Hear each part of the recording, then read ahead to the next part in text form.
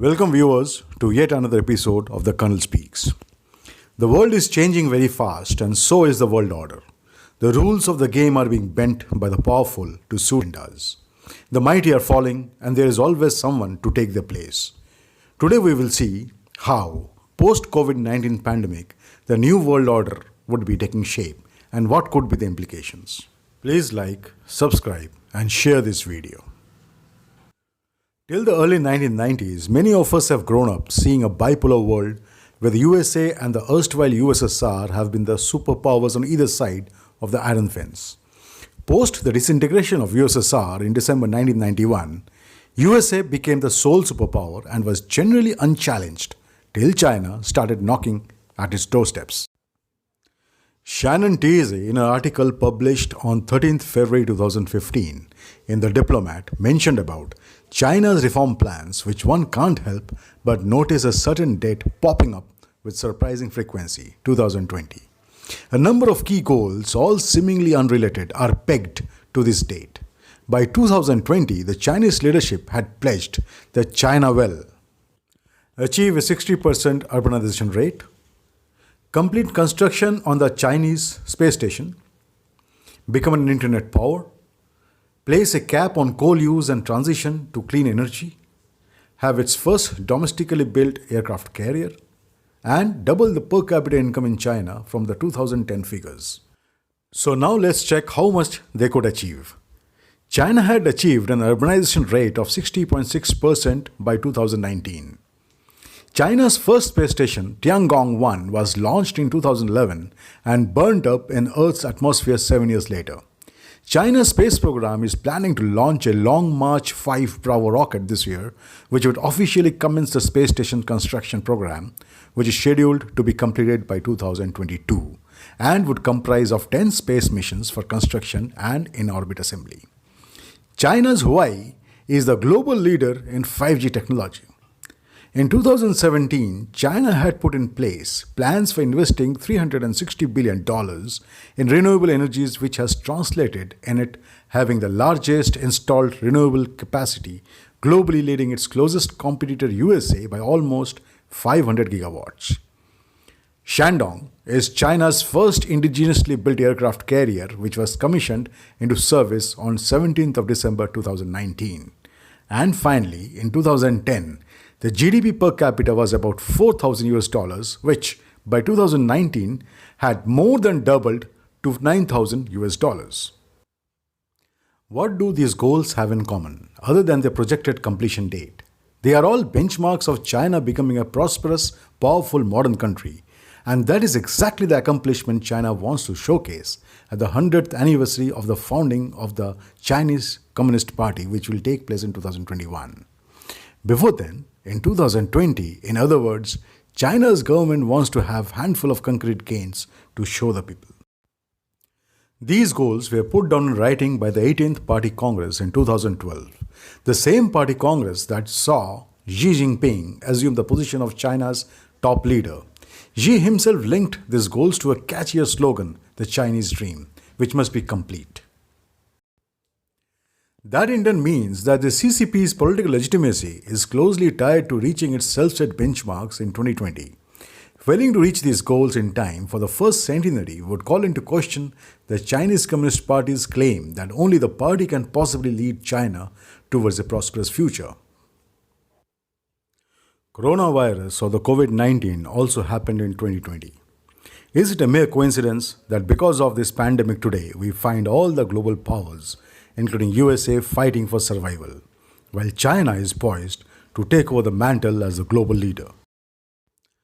Though there has been a lot of tough talk being done by several of the global leaders on reparations and making China pay for the COVID-19 pandemic, but the important question that we need to ask is, are they really in a position to make China pay for what it has done to the world? As for now, let's see how the new world order would look post-COVID-19. While a lot of analysts may disagree, but the writing is on the wall for us to see that the world will no longer be unipolar. USA, while still leading the world in military and economic might, is continuously feeling the cold Chinese breath on its shoulders. US being one pole, China and Russia will form the other pole, with China as the senior partner. Particularly since 2014, China and Russia have been celebrating their comprehensive strategic partnership. Russia and China have been preparing for this since long, as is evident from their understanding to join the Chinese Belt and Road Initiative with the Russian led Eurasian Economic Union in 2015. The economic and military handshaking that they have been indulging in is a fair indication of this fact. Now let's have a look as to how the various blocs are likely to play up in this new world order. The Central Asian republics form the backyard of both China and Russia.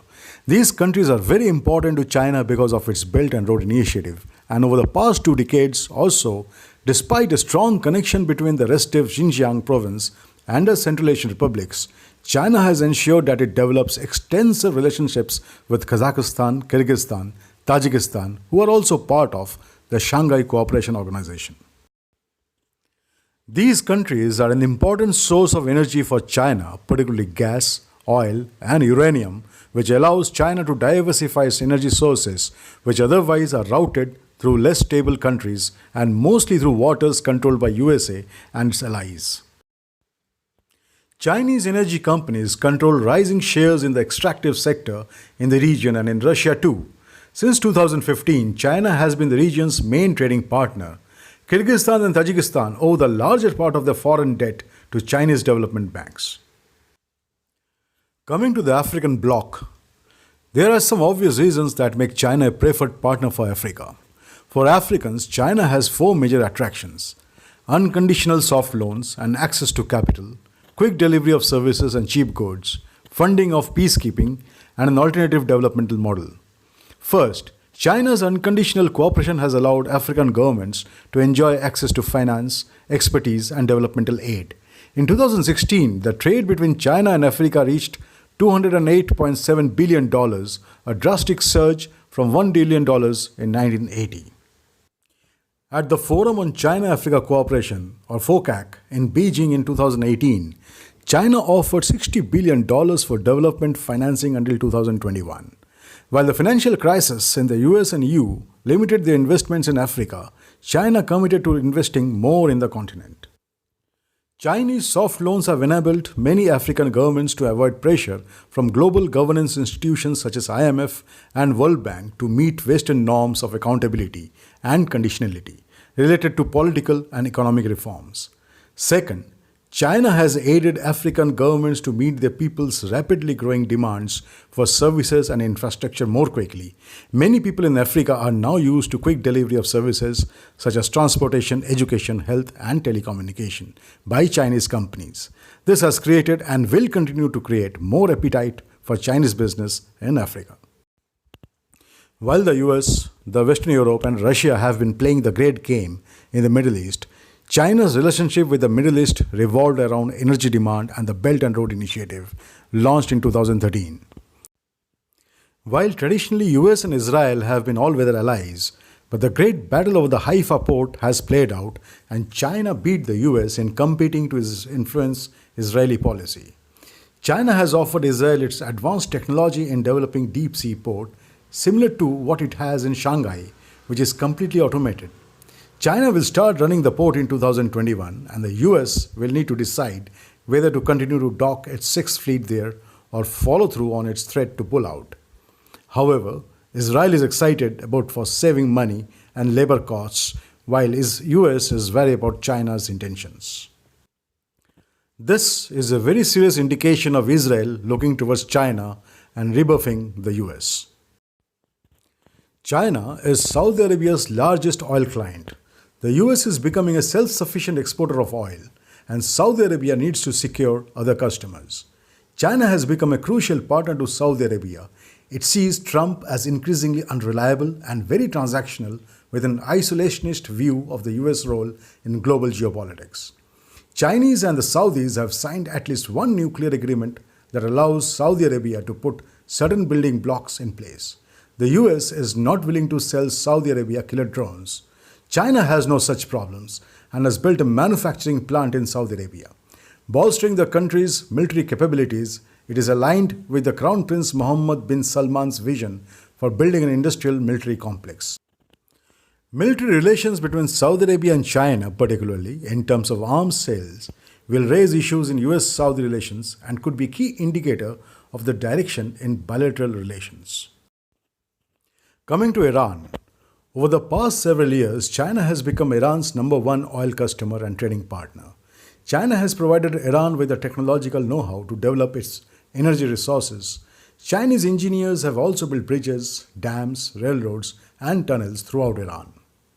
China has assisted in the development of Iran's nuclear program via the transfer of technology and machinery. China's economic ties to Iran have shielded the Iranian regime from the effects of international sanctions. Chinese-Iranian relations are rooted in both countries having authoritarian regimes and historical narratives that characterize the international system as unjust and dominated by Western powers. The Iranian regime views China as a potential ally against the United States, and Beijing views Iran as a potential partner for limiting US influence in the Middle East. Talking about Egypt, China has injected between 16 and 20 billion US dollars into the Egyptian economy in the form of loans, investments, and developmental projects. These funds have been primarily invested in the infrastructure, energy, and telecommunications sectors, dedicated to projects such as the development of the Suez Canal economic zone, a light rail transit system, connecting the new capital to cities outside of Cairo, and solar power stations near Aswan. Through these initiatives, Egypt has become a strategic element of China's Belt and Road Initiative. The ties have also included security cooperation in the form of joint naval exercises in August 2019, and Egypt has proffered support for China's widely condemned efforts to control its minority Muslim Uyghur population. Egypt was a signatory to a letter of support for China's efforts presented to the United Nations, which has deported Uyghur students since 2017, and recently facilitated access for Chinese officials to interrogate Uyghurs in Egyptian prisons. Latin America. Washington seemed to forget about its backyard in the Americas. Instead, the US foreign policy establishment focused on Eurasia, particularly after 9/11. Sensing an opportunity to attain influence in the region at the expense of the United States, China has stepped into Latin America, strengthening diplomatic ties, expanding trade relations, and pouring tens of billions of dollars into infrastructure investments. China's efforts have borne fruit. Beijing wields sizable economic and diplomatic influence in the region, much to the consternation of Washington that is now thoroughly hawkish on China. Yet, despite this new attitude, American policy towards the region has not seen much of an improvement. Under President Donald Trump, the US government has imposed tariffs, cut off aid to countries that do not do more to stop migration to the United States, and is seemingly determined to continue building a wall along the southern border with Mexico. Since 2005, Chinese policy banks, the China Developmental Bank and the Export-Import Bank of China, have disbursed more than $150 billion in loans, which exceeds the combined lending of the World Bank, the Inter-American Development Bank, and the CAF Development Bank of Latin America. All this puts Latin America firmly in the Chinese basket. Coming to the first world, Europe. The Chinese footprint and influence in Europe has been very interesting. While on one hand, China is the largest trading partner of the European Union, however, the pro-US Western Europe does look at China as a long-time threat both economically and militarily. China has already sensed the fault lines within Europe which run very deep, and in 2012, China founded the cooperation between China and Central and Eastern European countries, or popularly known as the 17+1, to promote business and investment relations between China and 17 countries, which primarily has 12 EU nations and 5 non-EU nations. Interestingly, so far China has contributed $15.6 billion in these European countries on infrastructure and other investments, 95% of which has gone to the 5 non-EU states. The European Union views the 17+1 as an initiative by China to undermine the EU unity policies towards China and an attempt to divide and conquer the EU by purchasing political power in the CEE countries at the expense of EU's internal cohesion. Now, considering the littoral countries in South China Sea, China has a long-time territorial dispute with Taiwan, Vietnam, Philippines, Indonesia, Brunei, and Malaysia. Of these countries, Taiwan, Vietnam, Indonesia, and Philippines are economic alternatives to China for the countries planning to exit China. Though for most of these countries, China is a major trading partner, but it also has an existentialist threat. They will definitely not likely to be in Chinese camp. A mention about Pakistan. Pakistan's economy has been totally run over by Chinese debts and is a vassal state to China. It has been a partner in crime and a proclaimed all-weather friend to China. China has been using Pakistan as a proxy to destabilize India and at the same time as an instrument in the Afghan politics. Pakistan plays an important role in the Belt and Road Initiative as the China-Pakistan Economic Corridor is from where it starts. China has developed the Gwadar port which provides it strategic access to the Arabian Sea, thus providing it with an option to circumvent Strait of Malacca in the event of a naval blockade by US and its allied forces. China is North Korea's largest trading partner and is a chief arms supplier. China has been using North Korea to threaten US and Japan somewhat in a similar fashion as it uses Pakistan against India, while keeping itself in the shadows since long. China understands the importance of the Islamic bloc. It is interesting to note that through Saudi Arabia, which is the Organization of Islamic Cooperation (OIC), the US has significant influence in the Islamic world. China is trying to negate that by recently propping up a rival Islamic organization led by Turkey, Malaysia, and Pakistan to counter the Saudi and US influence. The politics in the Islamic bloc is complex and dynamic, but it is sure that it would be fractured right from the middle when the time comes for a show of strength.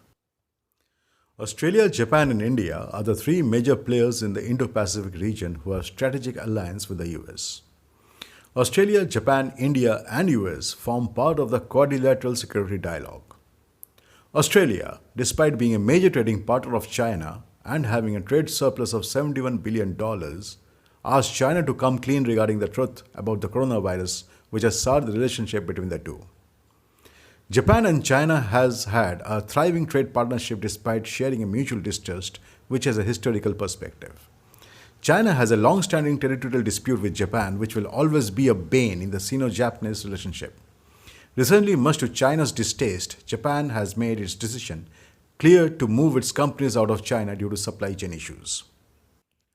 Post-COVID-19, the world will no longer be the same as we knew it. Either coincidentally or by design, the COVID pandemic and the centenary anniversary of the Chinese Communist Party gets to happen at the same time. While the world may like China to pay for what it has done during the pandemic, but it won't be easy, and especially when they are at the cusp of the most important historical milestone. Dear viewers, if you like this video, please share and subscribe. We'll come back soon with the next one. Till then, stay safe. Jai Hind.